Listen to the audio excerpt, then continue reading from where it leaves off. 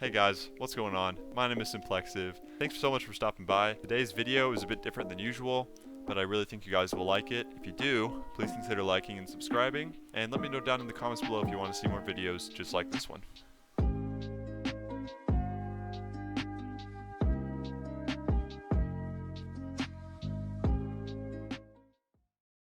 We all started somewhere. Whether it was on arcade games, on some of the first home consoles, on GameCube or Wii, on Xbox or PlayStation, or on PC. We all had to start somewhere. More important than the platform we started on, though, are the first games we played. We often remember our favorite games from when we were kids as amazing and groundbreaking, even though looking back at them today, they most likely aren't as amazing as we remember them. But the fact remains that those first games tend to bring about nostalgia and forgotten memories that remind us of simpler times. All that said, here's why replaying some of your first ever video games is so important. First, here's some backstory. A couple of weeks ago, heaps and heaps of smoke blew in from wildfires all around my state. And when I say heaps and heaps, I mean heaps and heaps. The air quality index for my area was at hazardous levels for an entire week, meaning everyone was essentially stuck inside. Faced with ensuing boredom, as my college classes hadn't yet started and I couldn't go on runs, I randomly decided one day that I was going to play what I remember being the first game I ever played, Donkey Kong 64 or DK64. Now this game was released in 1999, and I wasn't even born until 2003, so you might be wondering how this could have possibly been my first game. Well, my parents were very strict when it came to video games in my younger years, and when they finally did let me play when I was 6 or 7, my dad dusted off his old Nintendo 64, which at the time was well over 10 years old, and we played some Mario Kart 64, which I, being new to video games, understandably sucked at, and I didn't enjoy it much. I wanted to play something else. That's when I made my first acquaintance with the coveted DK64.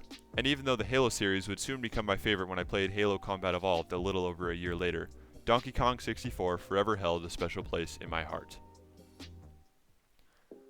I was allowed to play games maybe once a week for 30 minutes, so I played DK64 for over a year and only made it about halfway through the game. But I remember just being mind blown at how much fun I was having and just how big the world was. I did some looking, and DK64, the entire game, is around 30 megabytes in size. For comparison, Netflix, an app that streams all of its content to users, is more than twice the download size of it. And Donkey Kong 64 is a game that usually takes around 40 hours to complete. I don't know if all that made sense, but it's just mind-blowing that they could fit that big of an experience into that little of a storage space. My whole point of that comparison, though, was to articulate just how much things can change over time, which most likely goes without saying. In my research for this video, for example, I ran across numerous articles and videos condemning Donkey Kong for its, quote, bad level design and criticizing it as being nothing more than a collect-a-thon. Slightly worried, but excited nonetheless, I decided to just start playing. I was surprised at how much I remembered the game. It was surprisingly fun, too. I would find it hard to put my controller down after playing for 2 or even 3 hours at a time. I was just so eager to get to the next areas or fight the next boss. After a little over a week and a joyous 17 hours of playtime, I was on the final boss, already 4 worlds ahead of where I got to when I was just a kid. Funnily enough, I found myself enjoying the game less as I progressed, as I had no memory of later worlds having never reached them as a kid. Seeing the numerous criticisms online could have negatively impacted the experience, but did I notice these flaws in my playthrough?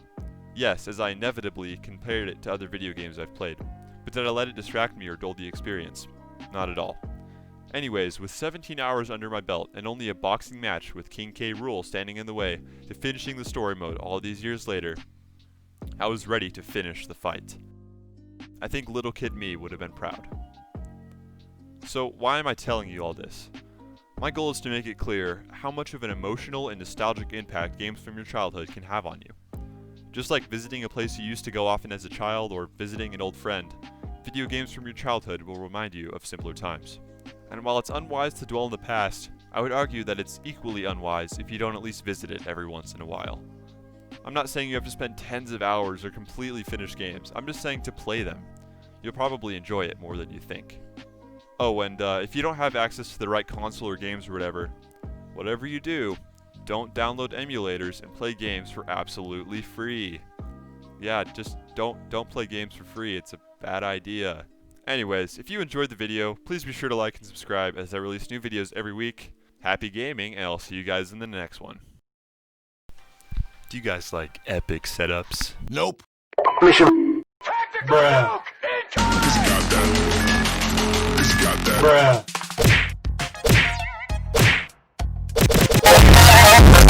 I'm proud to announce that at 100 subscribers, I will be releasing official Simplexive content of this epic setup right here.